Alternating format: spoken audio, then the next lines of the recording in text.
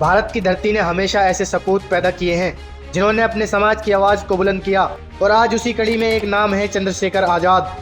आज़ाद समाज पार्टी के अध्यक्ष, भीम आर्मी के संस्थापक, वो शख्स जिन्होंने हमेशा दबे कुचले समाज की बात की, न्याय और समानता की लड़ाई लड़ी। साल 2020 में बनी थी आज़ाद समाज पार्टी। इस पार्टी की नींव रखी चंद्रशेखर आज़ाद रावण ने।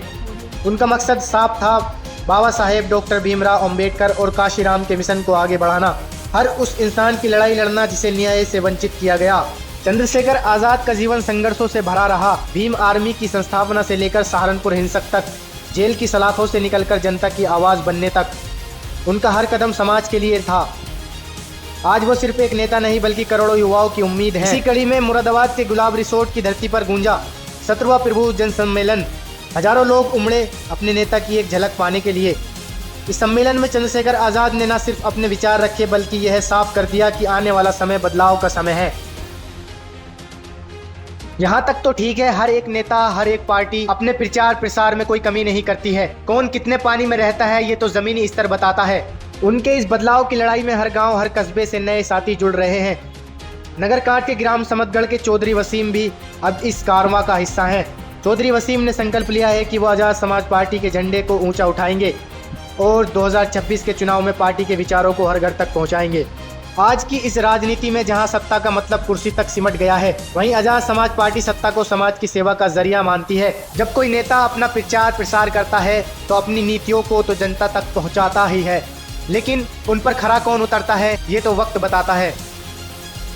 जैसे कि इसका विजन है शिक्षा, रोजगार और न्याय। इसका मिशन है हर वर्ग को उसका अधिकार दिलाना। 2026 के चुनाव अब दूर नहीं है। चंद्रशेखर आज़ाद और उनके योद्धा कार्यकर्ता जैसे चौधरी वसीम हर गली हर मोहल्ले में पहुंच रहे हैं, लोगों को जगा रहे हैं, बता रहे हैं। आज़ाद समाज पार्टी का मानना है कि ये सिर्फ राजनीति नहीं, यह समाज परिवर्तन है। देखिए क्या कहा उन्होंने अपने भाषण में और क्या रिपोर्टर्स को उन्होंने बताया अपनी नीतियों के बारे में। रिपोर्ट शब्बीर मोमिन के साथ मुरादाबाद से न्यूज़ दर्पण के लिए।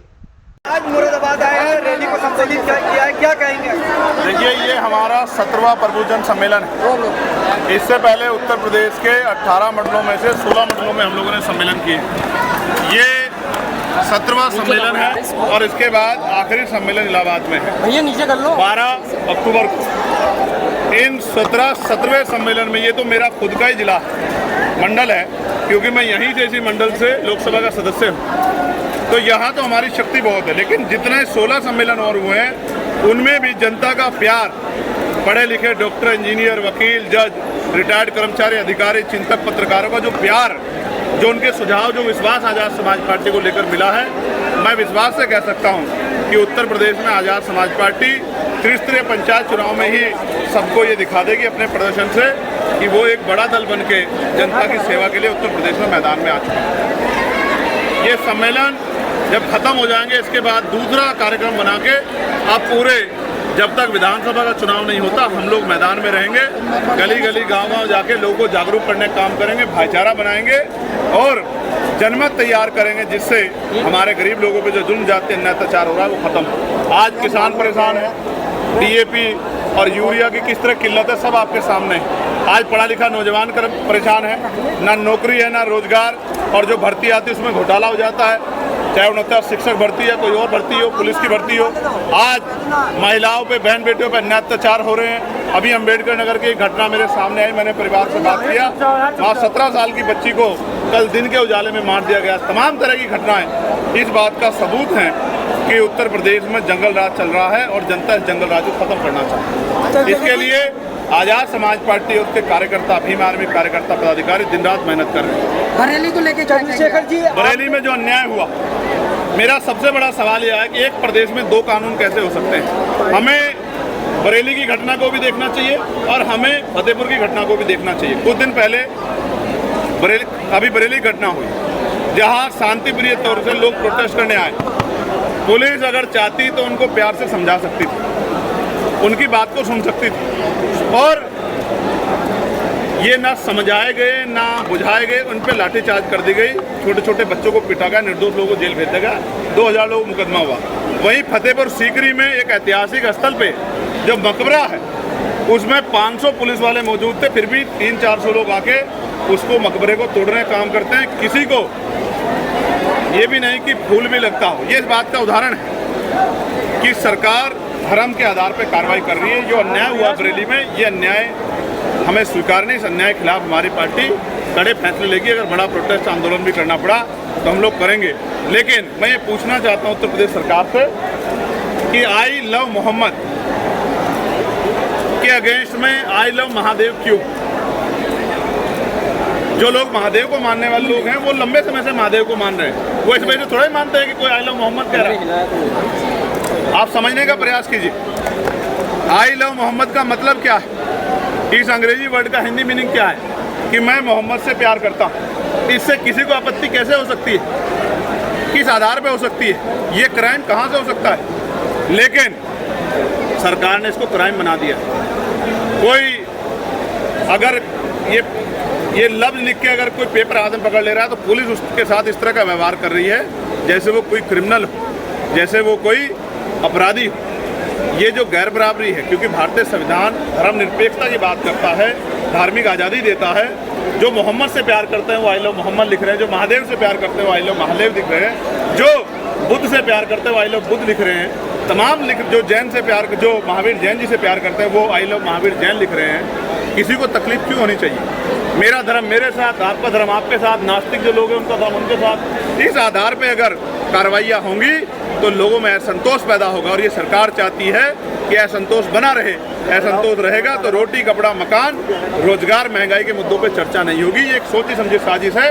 जनता को समझदार बनना पड़ेगा और समझदारी के साथ आगे के फैसले लेने पड़ेंगे। एक छात्रा ने यौन शोषण, यौन उत्पीड़न के आरोप लगाए, क्या कहेंगे? मैं कोर्ट में हूँ, शायद आप देखते नहीं। जो मामले कोर्ट में चलते हैं उन पे टिप्पणी करने का अधिकार नहीं होता। हालांकि मीडिया को जागरूक रहना चाहिए कौन सा मामला कोर्ट में है, कौन सा मामला कोर्ट से बाहर। वोट चोरी को लेकर के कांग्रेस लगातार हमलावर है। आज़ाद समाज पार्टी का क्या स्टैंड है? क्या वोट चोरी मानते हैं और क्या इस पे स्टैंड लिया? नहीं, जो तथ्य रखे गए हैं वो तथ्य स्पष्ट करते हैं। एक कमरे में 3 मकानों के 4700 कुछ वोट मिल रहे हैं तो ये समझ आता है। 200 वोट मिल रहे हैं, 400 वोट मिल रहे हैं। हमने भी चेक कर 70-70 वोट हैं एक मकानों में। तो ये तो सोचने की बात है ना।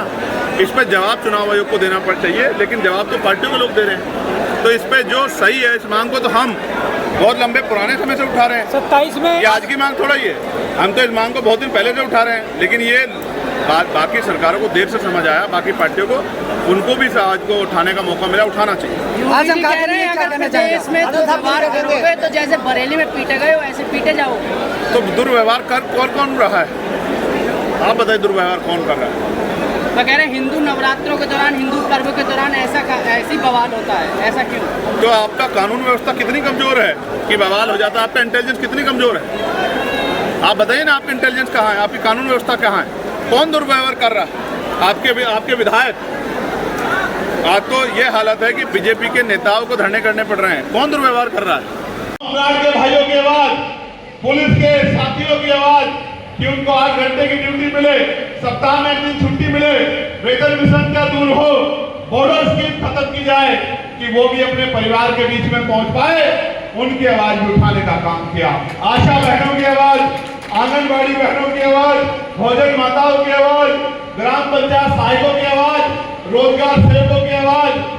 जिसकी भी समस्या मेरे सामने आई, चाहे रेलवे की समस्या हो या बिजली की समस्या हो, सबके आवाज उठाने का काम मैंने पार्लियामेंट के माध्यम से किया। अभी तो आप देखो, आपका एक सांसद है, 543 में अलग दिखता है, नहीं दिखता है? बताओ।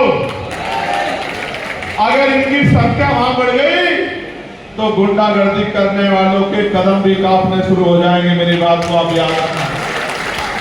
सामान्य साथियों, मैंने कभी आपका साथ नहीं छोड़ा, मैंने कभी आपका हाथ नहीं छोड़ा, मगर मैं आपसे पूछना चाहता हूं। एक कहावत है, ओमपाल जी कह रहे थे, आजमाओगे तो वही मिलेगा जो मिलता आया है। मैं आपसे पूछना चाहता हूं, आपने बहुत लोगों को आजमाया है, क्या आप एक मौका चंद्रशेखर आजाद को देना चाहते हो?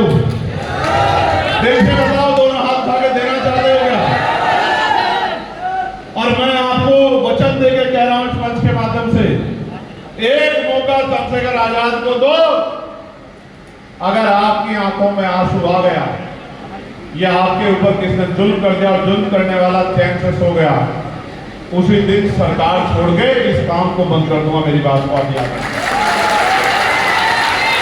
उसी दिन, क्योंकि ये काम रोजी रोटी के लिए नहीं, आपकी पीठों पे जब लाठियां पड़ती हैं, हर दिन 1-2 घंटे जाके मेहनत करो, तभी मैं समझूंगा कि आप मेरी बात के साथ खड़े। और अगर आप 1-2 घंटे मेहनत नहीं करोगे तो बात बनने वाली नहीं। अब मैं एक फेवर और एक धन्यवाद आपसे चाहता, दोनों हाथ उठाओ ऐसे, नगीना के लोगों का धन्यवाद करो, बोलो धन्यवाद नगीना, जोर से बोलो धन्यवाद नगीना, नगीना वालों का धन्यवाद, बोलो नगीना वालों का धन्यवाद। ये धन्यवाद मैंने क्यों करवाया पता नहीं, पता है मैं आज लोकसभा में किनकी बदौलत हूं, हालांकि सहयोग आपका भी कम नहीं है। पुष्पेंद्र जी, सराफत भाई, गंधर्व जी, तमाम साथी जो है वहां जाते थे, डॉक्टर साहब दिन रात वहां जाके कोशिश करते थे, देवेंद्र भाई, नासिर भाई, तमाम हमारे साथी वहां जाते थे, उस क्षेत्र में काम करते थे, लोगों से अपील करते थे, लोगों से हाथ जोड़ते थे। मैंने तो देखा अपनी आंख से, मैंने अपनी आंख से देखा, हमारा भाई सुमित, तमाम हमारे जिलाध्यक्ष लोग जाते थे मेहनत करने के लिए, लोग आगे पल्ला पसारते थे, तमाम प्रयास करते थे, लोगों के मन में जो झूठ फैलाया उसको दूर करते थे। लेकिन मैं भी नगीना के लोगों से तो इस मंच के माध्यम से कहना चाहता, भाई रजत जी, रोहित जी, हल्दिया जी, भीमसेन जी, तमाम साथियों को, एक एक कार्यकर्ताओं को कहना चाहता, आपका वक्त बदलेगा। जब ताकत आपके हाथ में आएगी तो आपको एहसास होगा कि आपकी एक वोट ने देश में कितना बड़ा बदलाव किया है।